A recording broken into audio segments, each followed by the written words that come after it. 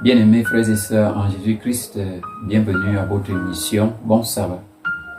Voici le sabbat, le jour de repos, sanctifié par notre Dieu. Voici le sabbat, le jour du repos, sanctifié par notre Dieu. Amen. Amen. Amen. Amen. Amen. Amen. Amen. Amen. Amen. Amen. Amen. Amen. Voici le sabbat, le jour du repos, sanctifié par notre Dieu. Voici le sabbat, le jour du repos, sanctifié par notre Dieu. Amen. Amen. Amen. Amen. Amen. Amen. Amen. Amen. Amen. Amen. Amen. Amen. Amen.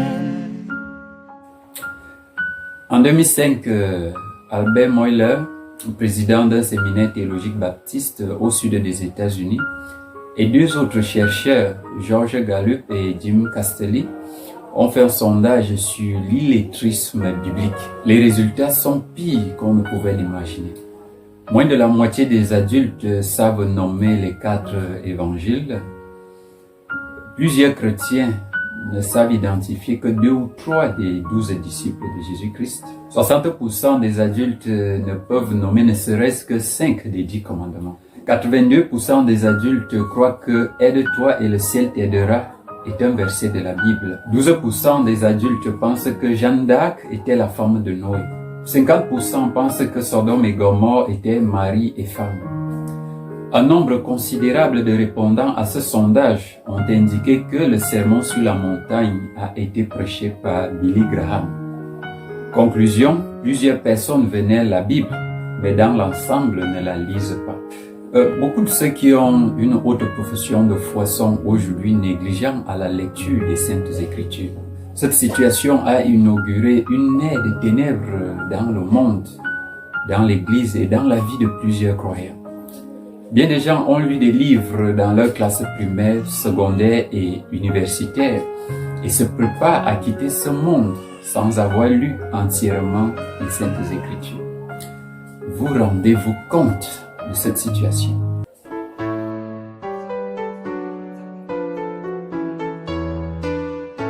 Sans aucune peur, je veux rester toujours plus haut, toujours plus fort, loin des frayeurs, j'aime demeurer, comptant sur toi et ta parole. Ô Éternel, sur toi je compte, pour m'élever, toujours plus haut, dans ta demeure, au bout du compte, j'aime occuper un haut niveau.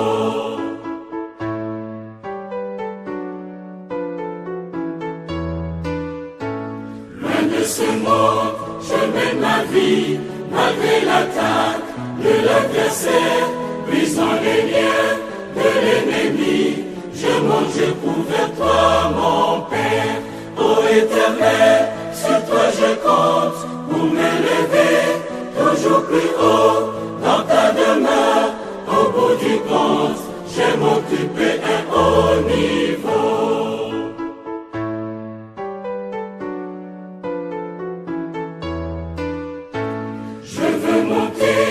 Toujours plus haut, en connaissance de toi mon Dieu, je parviendrai à ce niveau, en travaillant de mieux en mieux. Ô Éternel, sur toi je compte, pour m'élever, toujours plus haut, dans ta demeure, au bout du compte, j'aime occuper un haut niveau. Ô Éternel, sur toi je compte, pour m'élever, toujours plus haut, dans ta demeure, au bout du compte, j'aime occuper un haut niveau.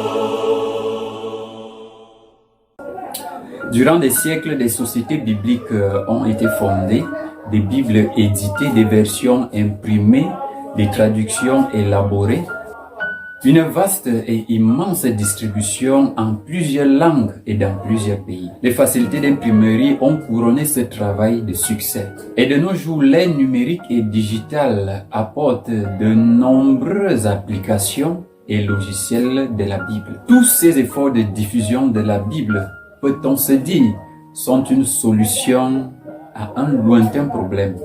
Mon peuple périt faute de connaissances. Mais les humains se sont adonnés progressivement à une ignorance volontaire des Saintes Écritures. La force de rétention et l'activité du cerveau sont amoindries au profit des lectures profanes et malsaines. L'intelligence étant puissamment affectée par ce dont elle se nourrit. L'influence silencieuse de cette attitude a préparé la voie à l'incrédulité et s'achève par l'athéisme. Pourtant, chaque réveil du peuple de Dieu est marqué par une pleine confiance et dévouement à la connaissance de sa parole. Madame White décrit un peu la situation au XVIe siècle en disant « La Bible ouverte à la main, la réforme avait frappé à la porte de tous les pays d'Europe. Certaines nations l'avaient accueillie comme une messagère céleste. D'autres, influencés par la papauté, lui avaient en grande partie fermé l'accès de leur territoire. Cela signalait déjà l'abandon de la Bible par les hommes. L'apostasie est ainsi graduelle. Sous nos yeux, la contrefaçon, la séduction et l'imposture, les chaînes de l'ignorance, du vice, de la superstition se sont peu à peu serrées sur les hommes. Loin d'une connaissance profonde de la parole de Dieu, Satan a entraîné plusieurs dans un fanatisme aveugle. Le monde est en péril par une génération qui n'a plus une connaissance profonde de la parole divine et de ce qu'il peut accomplir en faveur de ses enfants. Et le résultat est semblable à celui du peuple d'Israël. Toute cette génération fut recueillie auprès de ses pères, et il s'éleva après elle une autre génération qui ne connaissait point l'Éternel, ni ce qu'il avait fait en faveur d'Israël. Les enfants d'Israël firent alors ce qui déplaît à l'Éternel, et ils servirent les Baals. Ils abandonnèrent l'Éternel, le Dieu de leur père. Il les avait fait sortir du pays d'Égypte, et ils allèrent après d'autres dieux, d'entre les dieux des peuples qui les entouraient. Ils se prosternèrent devant eux, et ils irritèrent l'Éternel. Sans une boussole spirituelle, le monde est condamné à un abandon certain des principes de la parole de Dieu. La vérité et l'erreur sont aux prises. Y a-t-il encore des doutes quant à l'urgence de revenir à la connaissance de la sainte parole de Dieu?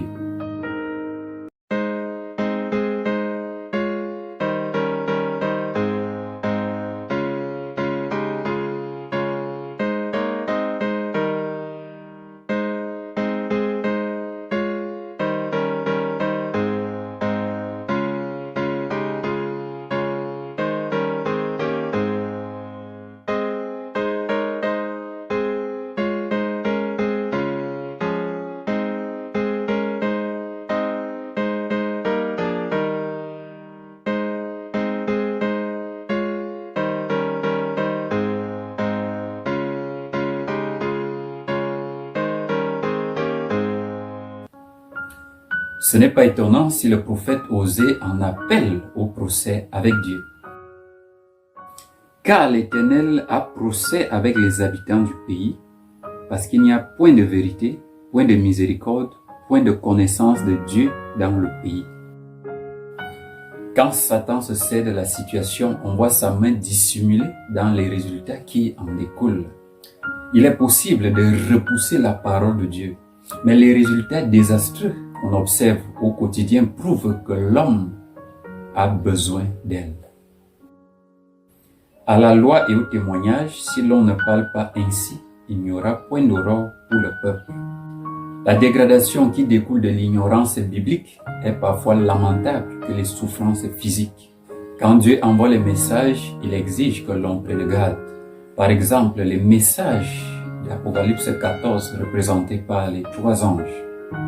En prohibant la lecture et l'étude de la Bible, Satan pousse les hommes à accumuler un trésor de colère pour le grand jour de la colère divine.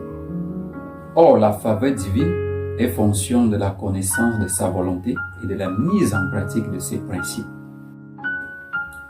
Toute écriture est inspirée de Dieu et utile pour enseigner, pour convaincre, pour corriger, pour instruire dans la justice, afin que l'homme de Dieu soit accompli et propre à toute bonne œuvre. Le message qui aurait implanté dans les esprits et les cœurs les principes de vérité, de tempérance, de justice, est ainsi voilé par Satan à bon nombre de prétendus enfants de Dieu. Et cette stratégie est adaptée à toutes les classes sociales, riches et pauvres, intellectuels ou ignorants, nul n'est à l'abri. La méditation biblique a déserté beaucoup de foyers chrétiens. Pasteur Ellen White donne ce conseil aux parents. Parents, si vous voulez apprendre à vos enfants à servir Dieu et à faire du bien dans le monde, faites de la Bible votre manuel. Elle expose les pièges de Satan. Elle ajoute à propos d'autres lectures ceci. Si l'on pouvait brûler une grande partie des livres qui sont édités, on arrêterait une plaie qui ravage les esprits et les cœurs. Les romans d'amour, les récits frivoles et excitants, et même les romans religieux où l'auteur cherche à dégager une leçon morale sont une vraie malédiction pour les lecteurs. Lorsqu'une certaine forme d'erreur est dévoilée, Satan la présente sous une autre forme de déguisement. À défaut de faire disparaître la Bible, il va l'habiller de nombreuses fables. La Bible souligne dans 2 Timothée 4, verset 3, « Car il viendra un temps où les gens ne supporteront plus la saine doctrine, mais ayant la démangeaison d'entendre des choses agréables. » Par cette attitude, bien des gens ont confié la garde de leurs âmes au clergé qui leur sert des fables. Avec ça, on est loin d'accomplir le mystère de la foi. Ainsi, la foi vient de ce qu'on entend, et ce qu'on entend vient de la parole de Christ. L'ignorance et l'humiliation seraient épargnées aux chrétiens si l'on accordait assez de place à la lecture et à l'étude de la parole de Dieu. Car c'est par cette dernière qu'il faut éprouver la foi de chaque croyant. Le nombre et la popularité ne sont pas un critère sérieux pour une église, mais l'appui et la connaissance de la parole de Dieu. L'herbe sèche, la fleur tombe, mais la parole de notre Dieu subsiste éternellement. Mes plus grandes avancées dans ma vie chrétienne, je les dois à ces moments que j'ai passés dans la lecture et l'étude de la parole de Dieu. Il est temps de dire avec le psalmiste, « Je sais ta parole dans mon cœur afin de ne pas pécher contre toi. » La parole de Dieu serait mieux servie aujourd'hui si on organisait davantage des programmes de lecture, des supports d'écoute, des classes d'études bibliques, des cours et concours bibliques, que sais-je encore. Si jamais vous manifestez un de ces besoins, bien vouloir vous adresser à l'Alliance éternelle 7. Que Dieu vous bénisse, bon sabbat et à vendredi prochain. Voici le sabbat, le jour de repos, sanctifié par notre Dieu. Voici le sabbat, le jour du repos, sanctifié par notre Dieu. Amen. Amen. Amen. Amen. Amen. Amen. Amen. Amen. Amen. Amen. Amen. Amen. Amen. Voici le sabbat, le jour de repos, sanctifié par notre Dieu. Voici le sabbat, le jour du repos, sanctifié par notre Dieu. Amen. Amen. Amen. Amen. Amen. Amen. Amen. Amen. Amen.